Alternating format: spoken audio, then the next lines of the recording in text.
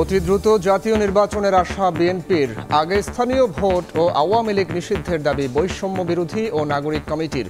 সংস্কারের ফয়সালা চায় জামায়াত।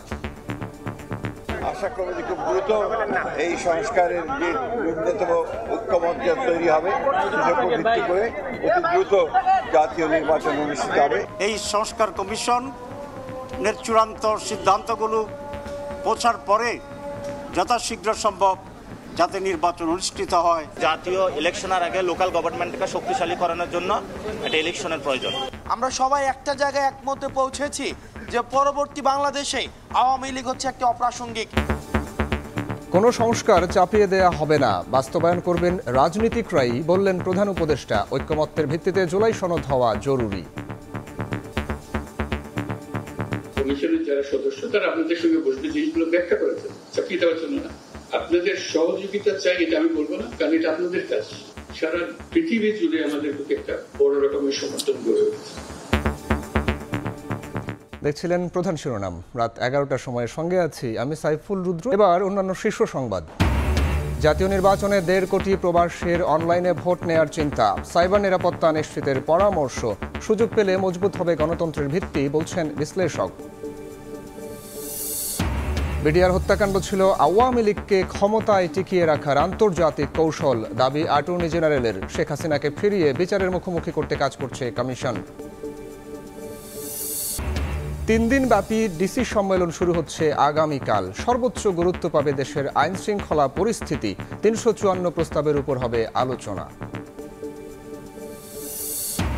এবং গ্রীষ্মের আগেই বাংলাদেশে পুরো বিদ্যুৎ সরবরাহ করবে ভারতের আদানি পাওয়ার। প্রতিবেদন রয়টার্সের।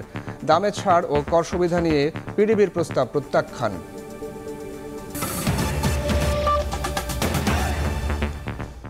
বিএনপি আগে জাতীয় নির্বাচন চাইলেও ভিন্ন মত জানিয়েছে গণ অভ্যুত্থানকারী শিক্ষার্থীদের প্ল্যাটফর্ম, বৈষম্য বিরোধী ছাত্র আন্দোলন ও নাগরিক কমিটি।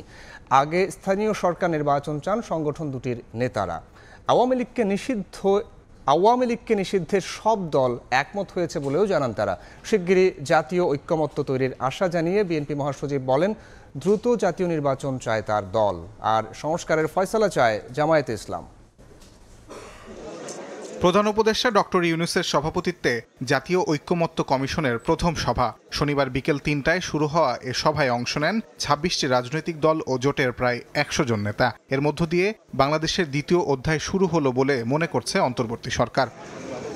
রাজনৈতিক দলগুলো সরকারের পাশে থাকার আশ্বাস দিলেও সংস্কারে যেন নির্বাচন বিলম্বিত না হয় সে দাবি জানান। জাতীয় নির্বাচনের আগে স্থানীয় সরকার নির্বাচন নিয়েও রয়েছে ভিন্ন মত। স্থানীয় নির্বাচন আগে চাই না, কারণ স্থানীয় নির্বাচন দিলে 4,500 ইউনিয়ন পরিষদে সেখানে একটা মারামারি হওয়ার সম্ভাবনা আছে। আমরা স্পষ্টভাবে বলেছি স্থানীয় নির্বাচন আগে করেন, কিন্তু আপনার প্রশাসনিক কর্তৃত্ব লাগবে। গণতন্ত্রের প্রাতিষ্ঠানিক রূপদান এবং গণতান্ত্রিক ব্যবস্থা যাওয়া, এটাও একটা সংস্কারের অংশ। সেক্ষেত্রে সংস্কার এবং নির্বাচন প্যারালাল চলবে। জাতীয় নির্বাচনের আগে যেন কোনোভাবেই স্থানীয় নির্বাচন না করা হয়। জাতীয় সংসদ নির্বাচনের পূর্বে স্থানীয় সরকার নির্বাচনের চিন্তা করাটা অত্যন্ত বিপজ্জনক হবে। স্বৈরাচারীদের বিচার নিশ্চিত ও আওয়ামী লীগকে দল হিসেবে বিচারের দাবি জানিয়েছে কয়েকটি সংগঠন। আগামী নির্বাচন বাস্তবায়ন হওয়ার আগেই বিগত এই ফ্যাসিবাদী শক্তির এবং এই হত্যাকারী শক্তির বিচার এটা দৃশ্যমান হবে, সেই আশাবাদ আমরা ব্যক্ত করেছেন। রাজনৈতিক ঐক্যমত্য তৈরি করা, এই দেশে ফ্যাসিস্টের ভবিষ্যৎ কি হবে সেই রাজনৈতিক ভবিষ্যৎ নির্ধারণের ক্ষেত্রেও রাজনৈতিক ঐক্যমত্য তৈরি করা। আগে জাতীয় নির্বাচনের পাশাপাশি বিএনপি আশা করছে দ্রুত সংস্কারের বিষয়ে ঐক্য প্রতিষ্ঠিত হবে। আজকে প্রাথমিক আলোচনা, সেখানে বিভিন্ন রাজনৈতিক দল বিভিন্নভাবে কথা বলেছেন। আমরা আশা করি যে খুব দ্রুত এই সংস্কারের যে ন্যূনতম ঐক্যমত্য তৈরি হবে সেটার উপর ভিত্তি করে অতি দ্রুত জাতীয় নির্বাচন অনুষ্ঠিত হবে, এটাই আমাদের প্রত্যাশা। সংস্কারের ঐক্য হওয়ার পরই দ্রুত সময়ের মধ্যে নির্বাচন চায় জামায়াতে ইসলাম। এই সংস্কার কমিশনের চূড়ান্ত সিদ্ধান্তগুলো পৌঁছার পরে যথাশীঘ্র সম্ভব যাতে নির্বাচন অনুষ্ঠিত হয়। সরকার উদ্যোগ নিয়ে আগে স্থানীয় সরকার নির্বাচন, নতুন সংবিধান ও আওয়ামী লীগের বিচার নিশ্চিতের দাবি জানায় জাতীয় নাগরিক কমিটি ও বৈষম্য বিরোধী ছাত্র আন্দোলন। ফ্যাসিবাদ বিরোধী যেই রাজনৈতিক যেই দলগুলো ছিল সবাই এসছে, আমরা সবার মতামতের ভিত্তিতে আমরা সবাই একটা জায়গায় একমতে পৌঁছেছি যে পরবর্তী বাংলাদেশে আওয়ামী লীগ হচ্ছে একটি অপ্রাসঙ্গিক এবং আওয়ামী লীগকে নিষিদ্ধ করার প্রথম ধাপ হিসাবে আমরা আজকে যেটি প্রস্তাব করেছি সেটি হচ্ছে আওয়ামী লীগের নিবন্ধন বাতিল করে দেওয়ার। আমরা প্রত্যক্ষ এবং পরোক্ষ কোনো ধরনের নেগোসিয়েশনের চিহ্ন দেখতে চাই না। যারা দোষী, যারা খুনি, যারা খুনিদের দোষর, তারা যেই দলের যেই মতেরই হোক না কেন তাদের শাস্তি হতে হবে এবং এই বিচারিক প্রক্রিয়ায় কোনো ধরনের আমরা হস্তক্ষেপ প্রত্যাশা করি না। এটা আমরা আমাদের জায়গা থেকে স্পষ্ট করে দিয়েছি। বাংলাদেশের শেষ বা মুক্তির লড়াই, এই দেশের ভবিষ্যৎ একমাত্র যদি আমরা একটি গণপরিষদের মাধ্যমে নতুন সংবিধান উপহার দিতে পারি সেটার মধ্যেই হবে। ঐক্য প্রতিষ্ঠার লক্ষ্যে পরবর্তীতে আলাদাভাবে প্রতিটি রাজনৈতিক দলের সঙ্গে আলোচনা করবে জাতীয় ঐক্যমত্য কমিশন। তাজওয়ার মাহমিদ, সময় সংবাদ, ঢাকা। কোনো সংস্কার চাপিয়ে দেবে না অন্তর্বর্তী সরকার। সুপারিশ তৈরি করলেও সংস্কার বাস্তবায়ন করবেন রাজনীতিকরাই। এক্ষেত্রে ঐক্যমত্য ছাড়া কোনো মুক্তি নেই। সন্ধ্যায় সব রাজনৈতিক দলের নেতাদের সঙ্গে জাতীয় ঐক্যমত্য কমিশনের প্রথম বৈঠক শেষে এসব কথা বলেছেন প্রধান উপদেষ্টা ডক্টর মোহাম্মদ ইউনূস। তিনি জানান, সবার ঐক্যমত্যের ভিত্তিতে জুলাই সনদ হওয়া জরুরি। অন্তর্বর্তী সরকারের প্রধান উপদেষ্টা অধ্যাপক ডক্টর মোহাম্মদ ইউনূসের নেতৃত্বাধীন জাতীয় ঐক্যমত্য কমিশনের প্রথম বৈঠক অনুষ্ঠিত হয় শনিবার বিকাল ৩টায়। শুরুতেই বক্তব্য রাখেন প্রধান উপদেষ্টা। বলেন, অন্তর্বর্তী সরকারের প্রথম অধ্যায় সফলতার সঙ্গে শেষ হবার পর শুরু হয়েছে দ্বিতীয় অধ্যায়ের যাত্রা। এই অধ্যায় সফলতা পেলে তৃতীয় ধাপে আর কোনো দুশ্চিন্তা থাকবে না বলেও জানান তিনি। যে সমস্ত শক্তি আমাদেরকে ব্যাহত করার চেষ্টা করেছে, আমাদেরকে কুণ্ডল করে দেওয়ার চেষ্টা করেছে, তাদেরকে সুন্দরভাবে সবাই মিলে মোকাবেলা করতে পেরেছে। দ্বিতীয় পর্বই হাঙ্গামা হবে, কারণ যাদেরকে বাংলাদেশের মানুষ তাড়িয়ে দিয়েছে, অস্বীকার করেছে, তাদেরকে ত্যাগ করেছে, তারা ফিরে আসার জন্য অত্যন্ত ব্যাপক। কমিশনের যারা সদস্য তারা আপনাদের সঙ্গে বসবে, জিনিসগুলো ব্যাখ্যা করেছেন, চাপিয়ে দেওয়ার জন্য না। আপনাদের সহযোগিতা চাই এটা আমি বলবো না, কারণ এটা আপনাদের কাজ। সারা পৃথিবী জুড়ে আমাদের প্রতি একটা বড় রকমের সমর্থন গড়ে উঠেছে। সমাপনী বক্তব্যে প্রধান উপদেষ্টা জুলাই সনদ প্রণয়নের গুরুত্ব তুলে ধরে বলেন, জাতীয় ঐক্যমত ছাড়া কোনো মুক্তি নেই। আলটিমেট গোল হচ্ছে একটা সনদ তৈরি হবে, জুলাই সনদ, জুলাই চার্টার, যে আমরা এত কিছু কাণ্ডের পরে আমরা সবাই মিলে এটাতে একমত হয়েছে। কিভাবে এটা ইমপ্লিমেন্ট করবেন সেটাও পরে আলোচনা হবে, কিন্তু একমত হওয়াটা প্রথম জরুরি। বেশি একমত হয়ে গেলে ইমপ্লিমেন্টেশন প্রসিজিওর এমনিতেই বেরিয়ে আসবে। একমত না হলে যদি ধরলাম হালকা হালকাভাবে না, এটাতে কী করবো, আমাদের করার কিছু নেই, তাহলে আমাদের তো মুক্তি নেই। এদিকে সংবিধান সংস্কার কমিশনের প্রধান ডক্টর আলী রিয়াজ সংস্কার বাস্তবায়নে রাজনৈতিক দলগুলোর সদিচ্ছার প্রতি গুরুত্ব দেন। আগামী 6 মাসের মধ্যে সংস্কার শেষে নির্বাচন সম্ভব বলে মনে করেন তিনি। এই কমিশনেরই মেয়াদ দেওয়া হচ্ছে 6 মাস। সেই ক্ষেত্রে আমাদের লক্ষ্য হচ্ছে, কমিশনের পক্ষ থেকে লক্ষ্য হচ্ছে যত দ্রুত সম্ভব আমরা ঐক্যমত্যে পৌঁছতে চাই। কিন্তু যেহেতু 6টি কমিশনের প্রতিবেদন এবং আমরা এই প্রতিবেদনগুলোর সারাংশ ইতিমধ্যে রাজনৈতিক দলগুলো দিয়েছি, তারা পূর্ণাঙ্গ প্রতিবেদনগুলো এক অর্থে দেখেছেন, কিন্তু পর্যালোচনা করার জন্য একটু সময় তাদের দিতে হবে এবং আমরা চাই অত্যন্ত দ্রুততার সাথে সংস্কারের মাধ্যমে নতুন বাংলাদেশ বিনির্মাণে সঠিক সময়ে নির্বাচনের বিষয়ে গুরুত্ব দেয় রাজনৈতিক দলগুলো এবং ঐক্যমত্যটা প্রতিষ্ঠা। সাদিকুর রহমান, সময় সংবাদ, ঢাকা। আওয়ামী লীগকে ক্ষমতায় টিকিয়ে রাখতে বিডিআর হত্যাকাণ্ড একটি আন্তর্জাতিক কৌশল ছিল বলে মন্তব্য করেছেন অ্যাটর্নি জেনারেল মোহাম্মদ আসাদুজ্জামান। শেখ হাসিনাকে দেশে ফিরিয়ে এনে বিচারের মুখোমুখি করা হবে বলেও জানান তিনি। বিডিআর হত্যাকাণ্ড ঘটিয়েছে পার্শ্ববর্তী দেশের ষড়যন্ত্রকারী যুদ্ধের। শনিবার সকালে ডিবেট ফর ডেমোক্রেসির আয়োজনে রাজধানীর এফডিসিতে বিডিআর হত্যাকাণ্ড বিষয়ে অনুষ্ঠিত হয় ছায়া সংসদ বিতর্ক প্রতিযোগিতা। অংশ নেন তেজগাঁও কলেজ ও বাংলাদেশ ইউনিভার্সিটির শিক্ষার্থীরা। শেখ মুজিবের কন্যা এই হত্যাকাণ্ডটি ঘটিয়েছে। প্রতিযোগিতায় প্রধান অতিথি অ্যাটর্নি জেনারেল মোহাম্মদ আসাদুজ্জামান বলেন, আওয়ামী লীগকে ক্ষমতায় টিকিয়ে রাখতে আন্তর্জাতিক কৌশল ছিল বিডিআর হত্যাকাণ্ড। আওয়ামী লীগকে ক্ষমতায় টিকিয়ে রাখার জন্য একটি ইন্টারন্যাশনাল কনস্পিরেসি ছিল। মঈনুল আহমেদের প্রচ্ছন্ন নিষ্ক্রিয়তা ছাড়া এ হত্যাকাণ্ড সম্ভব ছিল না। অ্যাটর্নি জেনারেল বলেন, ইতোমধ্যে অন্তর্বর্তীকালীন সরকার বিডিআর হত্যাকাণ্ডের বিচারে কমিশন গঠন করেছে। হাসিনাকে দেশে ফিরিয়ে এনে বিচারের মুখোমুখি করা হবে। যে কোনো ব্যক্তিকে যে কোনোভাবে ওনারা শামন করতে পারেন এবং তাকে জিজ্ঞাসাবাদের মুখোমুখি করতে পারেন। এখানে আইনের কোনো ব্যত্যয় নাই। দেশের সার্বভৌমত্ব নষ্ট ও নৈরাজ্যকে দীর্ঘস্থায়ী করতে ৫৭ সেনা সদস্যকে হত্যা করা হয়েছিল বলেও মন্তব্য করেন অ্যাটর্নি জেনারেল। আয়েশা সিদ্দিক সামিয়া, সময় সংবাদ, ঢাকা। 3 দিন ব্যাপী ডিসি সম্মেলন শুরু হচ্ছে আগামীকাল। সর্বোচ্চ গুরুত্ব পাবে সারা দেশের আইন শৃঙ্খলা পরিস্থিতি। সকালে প্রধান উপদেষ্টা ডক্টর মোহাম্মদ ইউনূস তার কার্যালয়ে সম্মেলনের উদ্বোধন করবেন।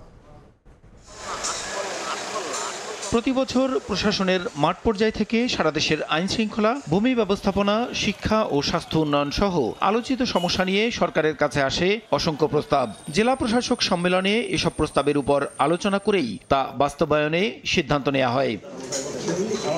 এবার 30টি কার্য অধিবেশনের মাধ্যমে 3 দিন ব্যাপী ডিসি সম্মেলন শুরু হচ্ছে রোববার সকালে। প্রধান উপদেষ্টা ডক্টর মোহাম্মদ ইউনূস সম্মেলনের উদ্বোধন করার পরেই ডিসিদের দেয়া 354টি প্রস্তাবের উপর বিভিন্ন অধিবেশনে আলোচনা হবে। এ উপলক্ষে সচিবালয়ে সংবাদ সম্মেলনে মন্ত্রিপরিষদ সচিব শেখ আব্দুর রশিদ জানান, প্রধান নির্বাচন কমিশনার ও দুদক চেয়ারম্যানের সঙ্গেও রয়েছে অধিবেশন। 1250 প্রস্তাব এসেছিল, এর মধ্যে থেকে আমরা 354টি প্রস্তাব বাছাই করেছি। এবারে প্রধান আলোচ্য বিষয়সমূহ হবে, আপনারা অনুমান করতে পারেন, ভূমি ব্যবস্থাপনা, আইন শৃঙ্খলা পরিস্থিতির উন্নয়ন, স্থানীয় সরকার প্রতিষ্ঠানসমূহের কার্যক্রম জোরদারকরণের, শিক্ষার মানোন্নয়ন ও সম্প্রসারণ, স্বাস্থ্যসেবা ও পরিবার কল্যাণের পরিষেবার উন্নয়ন। তবে এবার সম্মেলনে দেশের আইন শৃঙ্খলা পরিস্থিতি উন্নয়ন সর্বোচ্চ গুরুত্ব পাবে বলে জানান তিনি। মোবাইল কোর্ট আইন 2009-এর বিধিমালা তৈরি করার জন্য একটা প্রস্তাব আছে জেলা প্রশাসকের পক্ষ থেকে।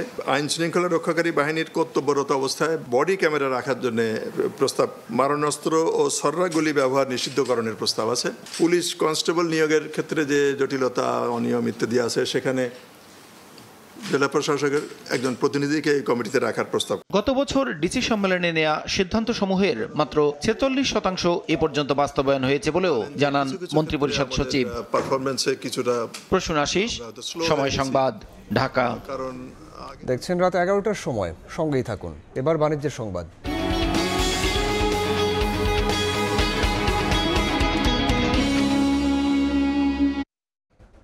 গ্রীষ্মের আগে বাংলাদেশে পুরো বিদ্যুৎ সরবরাহ শুরু করবে ভারতের আদানি পাওয়ার। সূত্রের বরাত দিয়ে এ তথ্য জানিয়েছে বার্তা সংস্থা রয়টার্স। মঙ্গলবার আদানি ও বাংলাদেশ বিদ্যুৎ উন্নয়ন বোর্ড বিপিডিবির মধ্যে ভার্চুয়াল বৈঠকও হয়েছে। মূল্য পরিশোধে জটিলতার কথা বলে আওয়ামী সরকার পতনের পর গত বছরের 31 আগস্ট বাংলাদেশে বিদ্যুৎ সরবরাহ অর্ধেকে নামায় ভারতের আদানি পাওয়ার। শীত মৌসুমের চাহিদা বিবেচনায় একই বছরের নভেম্বরে বন্ধ করে দেয় 800 মেগাওয়াট ক্ষমতা সম্পন্ন একটি কেন্দ্রের উৎপাদন।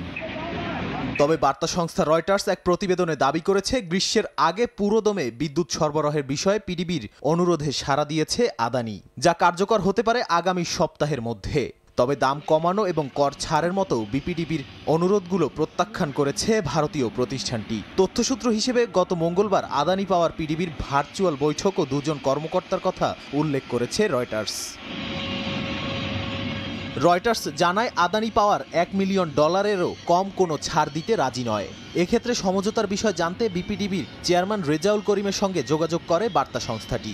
যোগাযোগ করা হয়েছিল আদানি পাওয়ারের এক মুখপাত্রের সঙ্গেও, তবে তারা কেউই তাৎক্ষণিক মন্তব্য করতে রাজি হননি। গত ডিসেম্বরে প্রায় পিডিবির কাছে আদানির পাওনা ছিল প্রায় $900 মিলিয়ন, যদিও সংস্থাটির দাবি এর পরিমাণ $650 মিলিয়ন।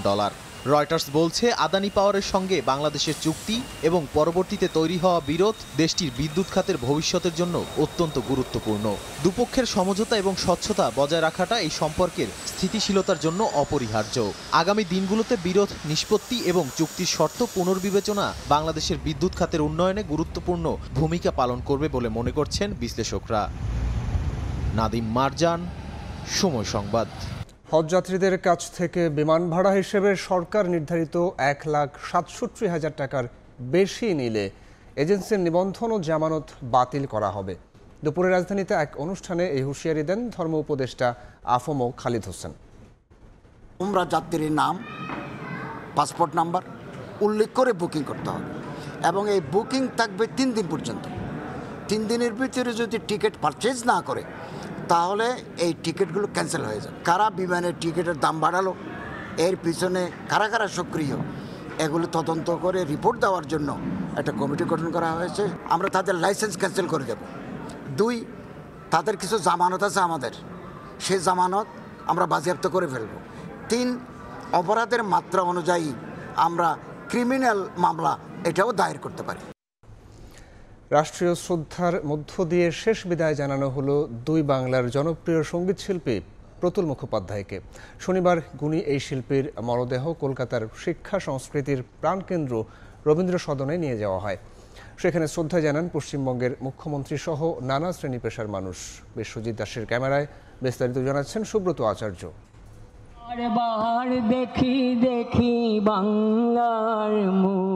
গান স্যালুটের মধ্য দিয়ে শেষ বিদায় জানানো হলো 2 বাংলার জনপ্রিয় সঙ্গীত শিল্পী প্রতুল মুখোপাধ্যায়কে। এ সময় উপস্থিত সবাই 1 মিনিট নীরবতা পালন করেন। পশ্চিমবঙ্গের প্রশাসনিক প্রধান, শিল্পী ও সংস্কৃতি অনুরাগীরাও সেখানে উপস্থিত ছিলেন। পশ্চিমবঙ্গ যে বাংলা ভাষার এবং আর কোনো ভাষার নয়, যেটা সোচ্চারে বলতে লজ্জা পেতেন না যে প্রজন্মর শিল্পী, সেই প্রজন্মর হয়তো শেষতম মানুষ প্রতুল মুখোপাধ্যায়। দেশকে ভালোবাসাই তো পরম রোমান্টিকতা, মানুষকে ভালোবাসাই তো পরম রোমান্টিকতা।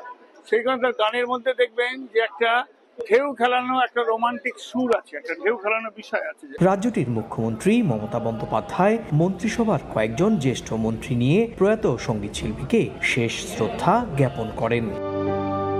বার্ধক্যজনিত বিভিন্ন রোগে আক্রান্ত হলে গুরুতর অবস্থায় বেশ কয়েক সপ্তাহ ধরেই কলকাতার পিজি হাসপাতালে চিকিৎসা নিচ্ছিলেন প্রতুল মুখোপাধ্যায়। গেল সোমবার তার অন্ত্রে অস্ত্রোপচার হওয়ার পরই শারীরিক অবস্থার অবনতি হতে শুরু করে। শনিবার সকালে 83 বছরের প্রবীণ এই গুণী শিল্পী শেষ নিঃশ্বাস ত্যাগ করেন। এই শিল্পীর জন্ম বাংলাদেশের বরিশালে। মৃত্যুর কয়েকদিন আগে পর্যন্ত বাংলাদেশ বাংলাকে শ্রদ্ধা জানিয়ে গান করেছেন। তার মৃত্যুতে বাঙালি সংস্কৃতিতে গভীর ক্ষত তৈরি হলো বলেই মনে করছেন সংস্কৃতি প্রেমীরা।